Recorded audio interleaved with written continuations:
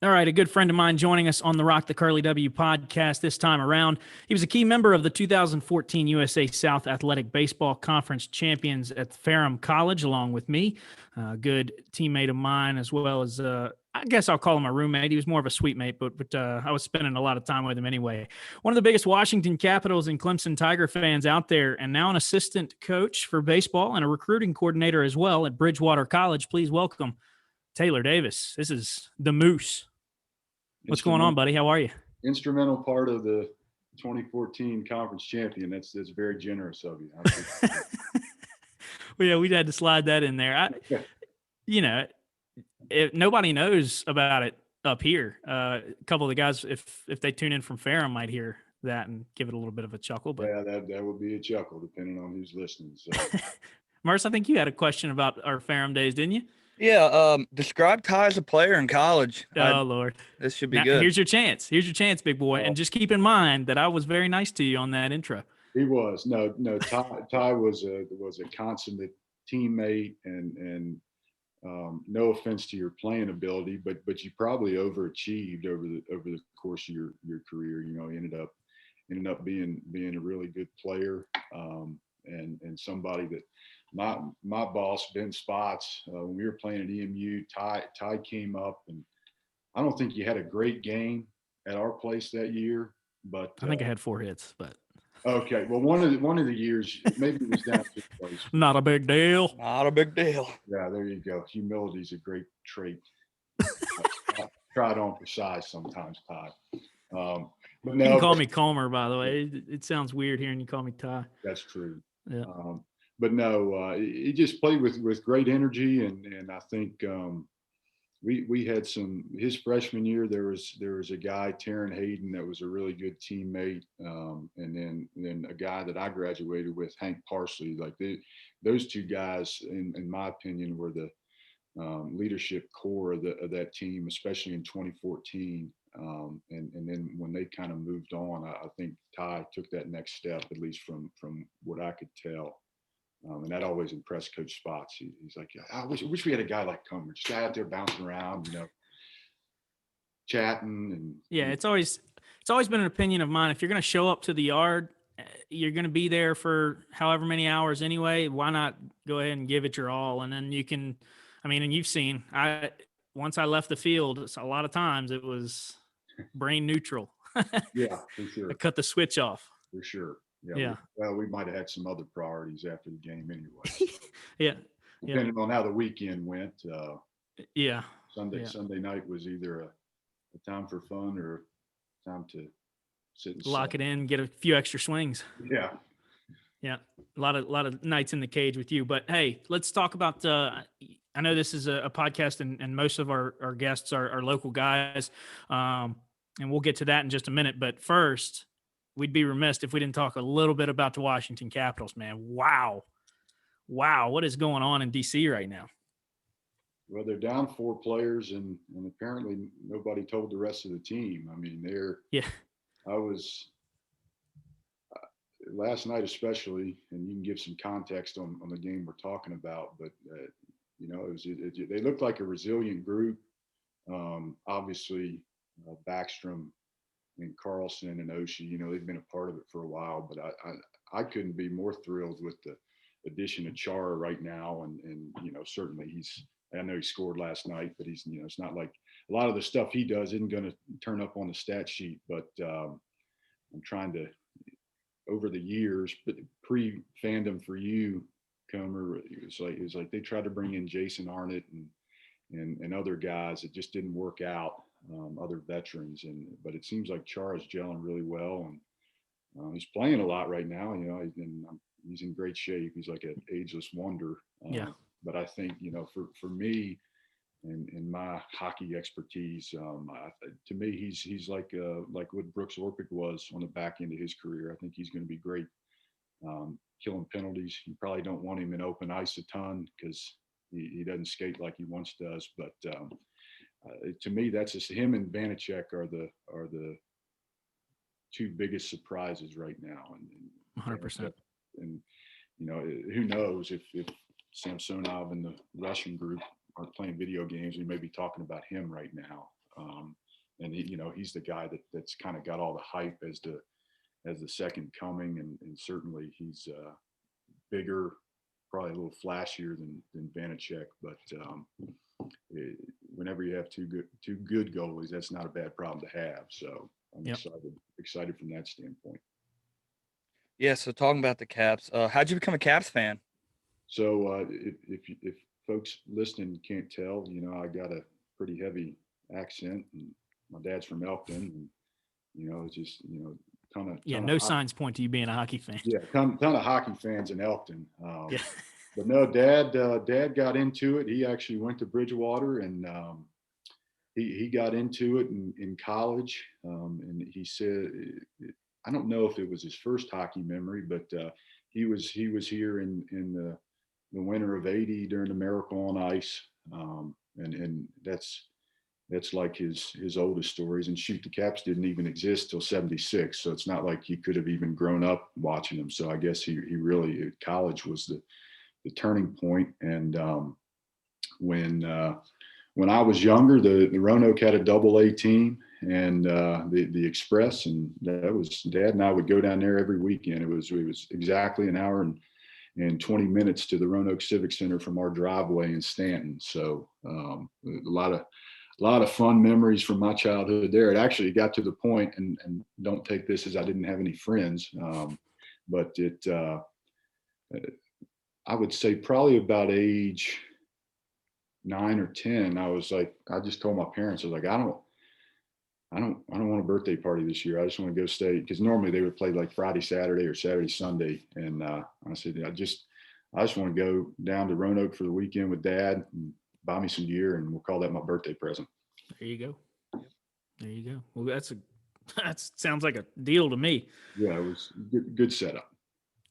Well, a good segue there. You talk about, your younger days. A lot of people don't know this. I know Merce didn't know it when we first logged on here, but you were, excuse my French, a hell of a football player.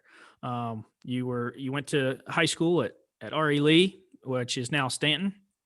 But you were a D1 football recruit. You had some D1 offers, some guys sniffing around a little bit that wanted you, and you ended up slumming it with me in D3 baseball. What was the decision, or what led to the decision of you deciding D3 baseball over Division I football?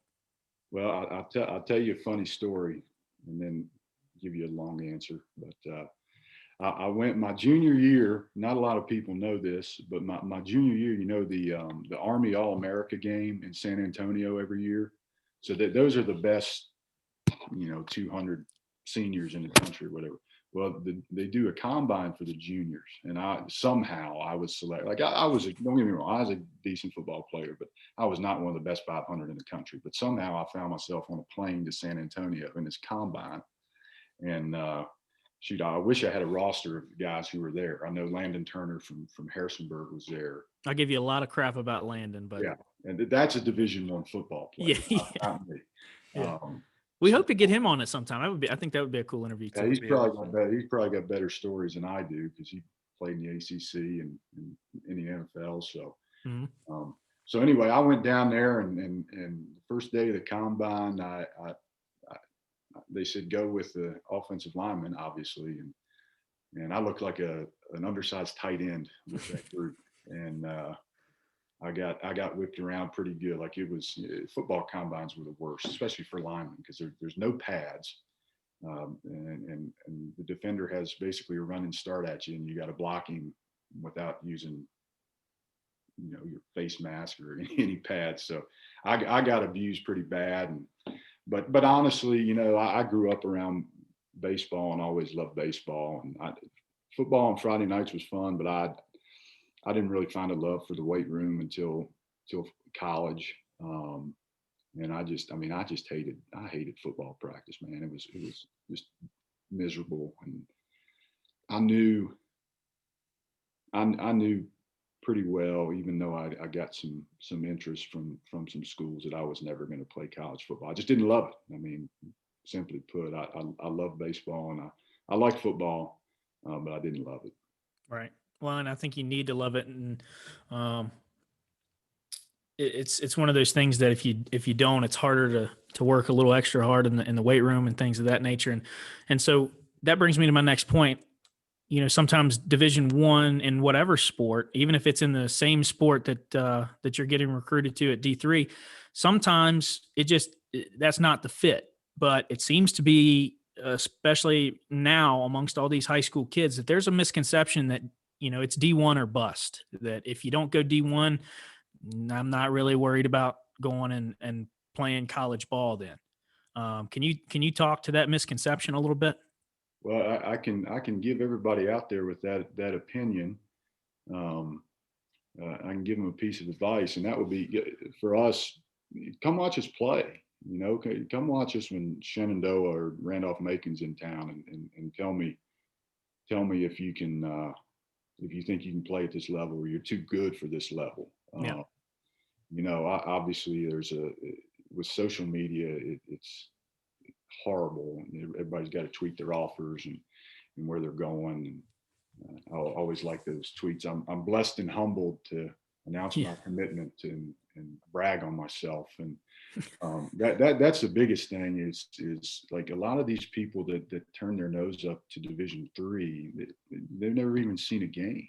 And I don't want to get too far ahead of ourselves here, but it happens with travel coaches too. Like I'll get an email. I got a great guy for you. I'm like, well, how do you know? How do you know what I'm looking for? You've never seen us play. Like it's in this social media society, it's definitely something that we have to work through. But to be honest with you, there's very few kids that I've seen or that I've personally recruited that straight up don't play because they would rather not play than go Division III as opposed to Division I. So most of them end up biting the bullet. And I guess the key is I'd like to start getting a few more of those at Bridgewater. A couple other guys have more inroads in over me right now, but yeah, most of them it's just a slice of humble pie. I'll give you an example. We had a kid committed, and one of the travel coaches that I'm pretty tight with, he's great to us at Bridgewater, and he pushes us, and he was trying to get this kid to commit to us, and the kid was still hung up on Division I, and the guy he asked the kid straight up. He's like, "Well, what Division I coaches are calling you right now?" And he heard crickets on the phone, and he's like, "Exactly. So just go. Why would you not want to go somewhere that they want you?" So Yeah. And I think a lot of kids don't understand that if you're a senior and you haven't heard any calls from D1 guys, I'm sorry to tell you, but they're done recruiting. They're working way past you these days. I mean, especially in football, those guys are getting kids to commit at 13 years old. Some of those guys. See, that's the thing is, and I'm not sure. I'm paraphrasing here because I don't have to know all the rules the D1 guys do, but you can commit an 8th grader, but then I don't think you can't talk to them until some. Yeah, you can't commit them till after that until like August or June 1 after their sophomore year or something like that. So that's why you see these 12-year-olds, 13-year-olds committing, is because they're trying to strike while the iron's hot, and they know that 2 years of wait time, a lot of things could change. But I, like everything, that trickles down to us. We're pretty much done with our 21 class, but I've started talking to some 22s. We got one actually visiting campus tomorrow, and just in the time, Coach Spots has been out of the recruiting coordinator role and as a head coach for 8 years now, and just hearing him talk about how different it is. Like in the past, you go out, if us at Division III are recruiting somebody, you go out and see him in his high school season and his senior year in March, and you kind of wrap it up there. And even still, some of the D1s might be at the same game with you because they're still trying to figure it out. But it's gotten so much faster now, which I don't think it makes the job harder because most of the events you go to, there's kids of all ages there. But we certainly, I'll tell you this, one of Hampton Sydney, one of our competitors, they do an awesome job at targeting guys early and getting them on early. And that's something that we've had to adjust to. This year, last year, we were just, trying to figure out the landscape of everything. But this year, that's been a point of emphasis for me. I need to start calling guys sooner and getting them on campus sooner, because they'll make a decision quicker than you think. Yeah, that's what I was saying. You see all these like sophomores and freshmen like recruiting anywhere like D1, D2, D3. It's getting earlier the better nowadays. But after your playing days, you went up to George Mason as a volunteer coach. Can you just talk about some experiences and what you learned from that? Well, the story that I always give is my first road trip at Mason. We were in Charleston, South Carolina. We played the Citadel, Richmond, and Louisville that weekend. It was in a tournament, and we're getting off the bus on Thursday evening, and Skip hands me $30. He said, "Here's your meal money for dinner. I have another 100 for you tomorrow for 2 or 3 meals or whatever it was." So that was a little bit of a culture shock. And then after I got my $30 for one meal, I ripped open my hotel room and waiting to see who my roommate was going to be, and it was just a king size suite to myself. So it was you're operating on a little different budget, and that's just George Mason. We're in the Atlantic 10, so who knows what it's like in the ACC or SEC. But it's similar and it's different. Baseball is baseball, and coaching's coaching. You just at that level, just a little more athletic guy. Things come a little easier to him. I certainly, this is no disrespect to Mason, but I'd take our Bridgewater team up there right now and play them, and I know we'd compete. But after a while, the depth and athleticism would probably catch up to us. But 9-on-9, it's not a huge difference. But over time, that you start to see that, again, that extra step of athleticism, all that stuff adds up. And I remember I hit in and out for Mason, our pregame warm up, and a ball. I hit a ball where the second baseman was doing the backhander in the hole, and I hit one way up the middle. I was like, ain't no way he's getting that thing. And then we had a guy from Venezuela, Alejandro Aponte, and he went up the middle and freaking flipped that thing over like it was nothing. And I was like, okay, there's a little bit of a difference there. So, but I ain't making that play. Yeah, I don't think so. You might have got there, but you'd have had to plant and get it over. Ollie just freaking, had his little Latin flair and whipped it over there. And but no, it was a good experience. That year I got to throw BP at the Diamond, which was cool. We played at NC State, which was pretty cool. And like I said, we played Louisville, and we ended up finishing second in the conference tournament. We got beat by St. Louis in the championship, but we were clearly the two best teams there, and we lost to them in the winners bracket game and had to play again that night. And I think we beat GW, but then had to come back and play SLU the next day, and we were just out of gas. So it was tough, but it was a really good experience. And I was around, obviously. Bill Brown is the coach there. He's been there going into year 42 or 43. I was fortunate enough to be there when he got his 1,000th win. And he was a great guy to work for. He just said, "Hey man, here's your job, go do it." He didn't look over his shoulder and worry about me or anything.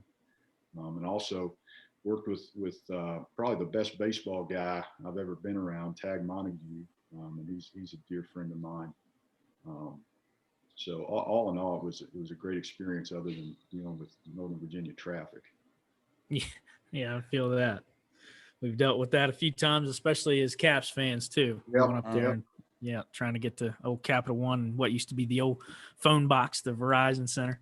MCI Center when my fandom started. MCI. Yeah. Merce knows. Merce is a throwback. Yeah. His dad's a big Caps guy. But anyway, it seems to be that really with the college coaching, I guess, route to ending, you know, I guess every coach would want to say that, they're coaching the best D1 team in the country, the job that pays the best, and you're still doing baseball coaching and stuff like that. It seems to me that you start out as a volunteer assistant, and then you start getting around to other jobs. Once you've gotten enough experience, you start moving into roles like you had at DeSales, where you were an assistant coach and it was your first time being a recruiting coordinator. That's such a huge task for any college athletic team. Where do you even know to start? Like, they say, okay, you're a recruiting coordinator, go get us some players. How do you do that? Well, and think about this too. I was 5 hours from home, so I know nobody in the Pennsylvania area. Right. So yeah, it was a unique challenge. Honestly, I was fortunate too. I walked in, the guy that I worked for at DeSales had been there 30 years, so he had some pretty good connections, and basically just go in and pick his brain. Like, all right, well, where are the high schools or travel organizations where we've gotten players? About 45 minutes east of DeSales is a place called Diamond Nation, which is it's 6-7 fields, all turf, and they run tournaments out of there pretty much June to November. So that's an easy place. And there's weekends, actually whole weeks, that you can see upwards of 100 teams if you hang around long enough. So that makes it a little bit easier. But basically, I mean, I think the one thing I've learned from being a recruiting coordinator is just go anywhere. Just be the guy that's always somewhere, and just by luck or whatever, you're going to stumble upon somebody. And trust me, there's plenty of nights at Diamond Nation I'm freshening up a coffee at 11 o'clock and trying to see, okay, this team's got one more arm. Maybe he's a guy for us. So it's not always glamorous, but it's I think being a recruiting coordinator is just learning on the fly, but you figure out pretty quick, what players are where to go, and what you're looking for. I think I would have a hard time looking past, because a lot of times it's not about results. It's about the process. You might have a guy that has just a horrid swing that would not equate to the next level, but he went 3 for 4 with a bomb that day. And it would be hard for me, at least, to be able to look past that. How do you look past that? Well, I personally keep, in my notes, I don't even keep base hits. I just, for hitters, I just keep how many times they were on the barrel. So, but it's interesting, and I've never coached another sport, but just being around our football guys and our basketball guys, like they watch a lot of film. And to me, film and baseball get your foot in the door. Like, I can tell if a guy's got good actions, and obviously if there's a radar gun in the picture, I can read it and see how hard he throws. But yeah, you got to be there. And I asked, going back to my young recruiting coordinator days when I was at DeSales, I worked a bunch of camps at St. Joe's, and Ryan Wheeler was the recruiting coordinator there. And I asked him, I remember asking him one time, I said, how many times you got to see a guy to be sure? And he said 4 or 5 to be sure. So that's something that's always kind of stuck with me. Yeah. But yeah, knowing what you need, that was what I think that was Coach Spotz's and myself's biggest challenge last year when we got the job. Was like, we don't know anything about this roster. So I mean, we knew we needed help on the mound, but the incoming freshmen we knew nothing about. So that was kind of an added challenge to taking a new job, which I didn't have at DeSales, because I was working for the guy that had been there. So you walk in the office, he's like, all right, this is what we need, this class, and go get it. But last year was, didn't know what we had coming in, and so it was interesting. And obviously, this past summer on the road, we were able to be a little more picky and selective. Yeah. So recruiting coordinator now at Bridgewater. How different has recruiting been with COVID and this pandemic overall? Well, I've got that question a lot. This summer, we were trying to figure it out as an institution. The first, I think I missed the first 3 weeks of your typical recruiting season, like travel ball. So yeah, they were just trying to get us in order and make sure we could be safe. But after that, it was pretty much the same. I was in Richmond a lot. It was nicer because I didn't have to travel as much. Basically, all the organizations in Virginia played at one of two places, and I could just go there every weekend. And occasionally they'd pull some random teams down, so I could see a lot of kids, and certainly the opportunity to see them multiple times and be able to make a decision was easier because they were all a lot of times, you know, teams will not stay local because we know who they are. They want to go to places where different coaches can see them. And that didn't happen this summer. So outside, typically the D1s, as you guys may or may not know, they were in a dead period all summer, which again didn't affect us. Didn't affect us a ton. JMU runs a lot of team camps, and sometimes they get some teams down here that we don't always get to see. And it's also an extra chance to make some money because recruiting coordinator at Bridgewater is not it's not the big bucks like you guys might think. But we missed out on some camps there. But yeah, other than that, other than being at JMU 7 or 8 times this summer, it was pretty much business as usual. And we got a class right now of 7 guys coming in that we feel pretty good about. So. Well, and you talked about not knowing the roster or what you needed or things of that nature, and now you're talking about these guys coming in. We did check. You've got at least 5 to 10 players on your roster, depending on how certain people categorize what the Shenandoah Valley is. Because I know there are a lot of different opinions on, is this still the Shenandoah Valley, things of that nature. But and we've talked about this before. We both think that it's kind of an undiscovered gold mine of sure, like with the amount of kids that are in the Richmond area, the amount of kids that are in the Virginia Beach area, things of that nature, you're going to have the occasional standout kid, right? But there are also those kind of kids in the Valley. And we think, and that's a whole reason we started this podcast. We think that, there are so many undiscovered talents within our Valley. Is it important for you to recruit the Valley well while you're here in Bridgewater? Oh, absolutely. And if you look you look back at the 2014 team that was one game away from the College World Series. That was Tyler Hoffman, who was a Fort guy. Bay Liskey was on that team from TA. I'm sure I'm forgetting plenty of guys, but Hunter Hensley from East Rock, Spotswood guy. Dylan Vi was a Western Albemarle guy. That's a loose interpretation of the Valley, but he's kind of a backyard guy, and I feel like I'm. Robert Gallett's he from around here? No, Gallett was a North Stafford guy. Okay, I know he played a lot of his summer ball here. Tyler Conley, Broadway, and Nick Falk, I think, was still there in 2014. Corey Armentrout. Okay. Yeah. So, it was those teams and most of our teams, since Coach Kendall's been here, which was 85, it's been a good crop of homegrown talent. And that's certainly, just from a recruiting standpoint, it's an easy trip to get in the car and go to a high school game around here. Mm-hmm.